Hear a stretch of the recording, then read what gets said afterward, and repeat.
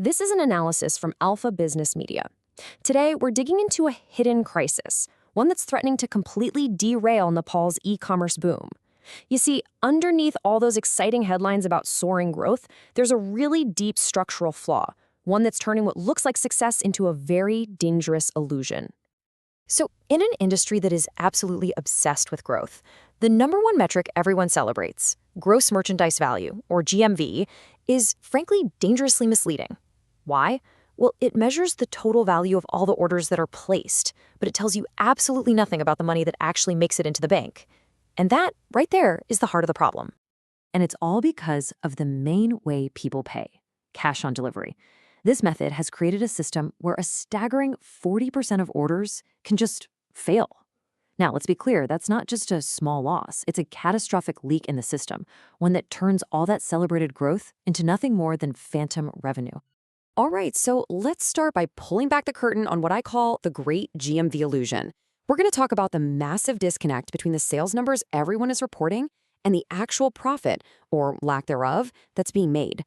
So on one hand, you've got investors and the public looking at these really impressive top-line growth figures, and naturally they think the market is just booming.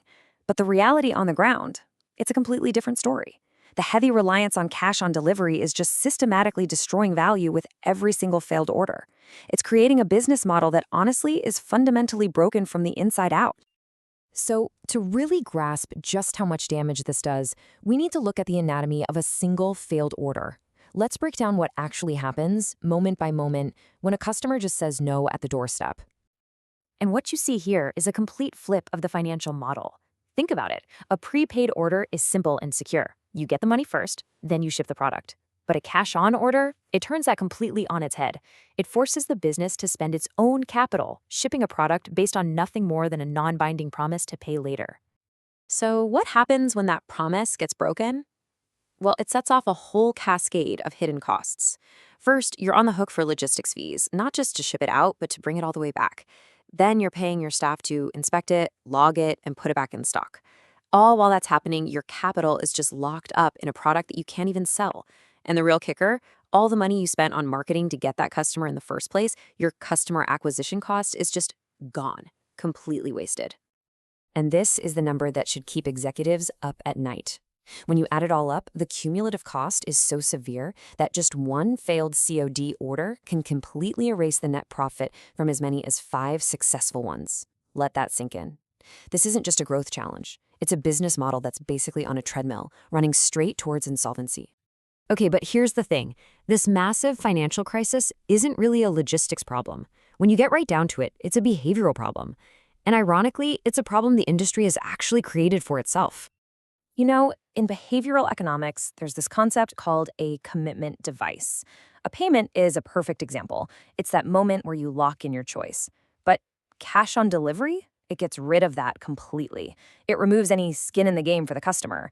So purchase is no longer a binding contract. It's just a casual, yeah, I'm kind of interested, with absolutely no consequences if you change your mind. And this is exactly what happens as a result. This zero commitment system actually encourages some really destructive habits. You have customers ordering the same exact thing from 3 different websites, just to see which one shows up first.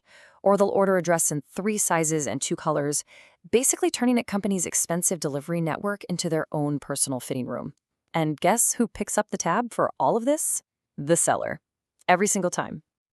Now, for years, the industry's go-to excuse for sticking with cash has been this idea of a trust deficit among Nepali consumers.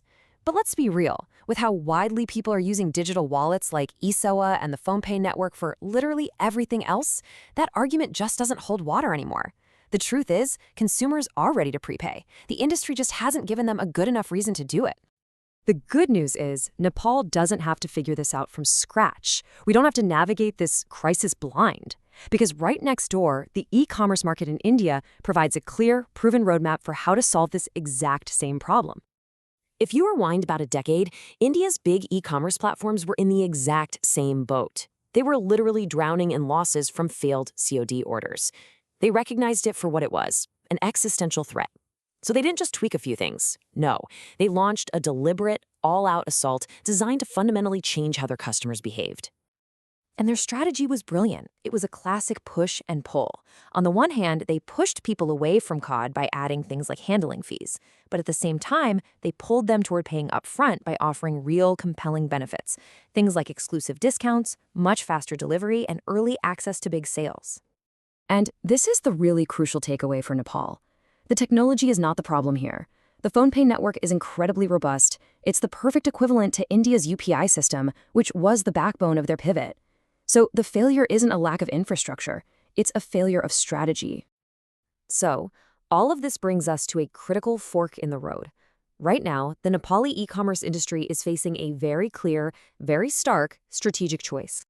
There are really only two paths forward. Path one is the status quo. Keep chasing that hollow, cod-fueled GMV, burn through cash like there's no tomorrow, and just pray the next round of investor funding comes through. Path two is harder. It means enduring a short-term, probably painful, dip in that shiny GMV number, all for the goal of building a business that is actually, truly, and sustainably profitable. So what does that pivot look like? Well, it's a pretty straightforward three-step plan. First, you implement a cash handling fee that you don't waive. Second, you aggressively reward people for prepaying with better service. And third, you shift your entire marketing message away from just shop now to pay now and get more. Look, the first company that has the guts to do this will definitely face some initial pushback, but they'll also be the ones who end up redefining the entire market. Which really brings us to the final critical question for every leader in this industry. It's a choice between two profoundly different futures for e-commerce in Nepal. Because at the end of the day, profitability in Nepali e-commerce isn't really a problem of technology or logistics or even market size. It's a courage problem. It's about having the conviction to sacrifice a vanity metric for the sake of genuine, long-term financial health. So, as we've seen, the path forward isn't blocked by technology or a lack of customers. It's a test of strategic courage. The first leader who makes this tough choice won't just be building a sustainable business for themselves, they'll be the one to trigger an industry-wide shift, finally pulling Nepali e-commerce out of this trap it's set for itself. And in doing so, they'll define the future for everyone else.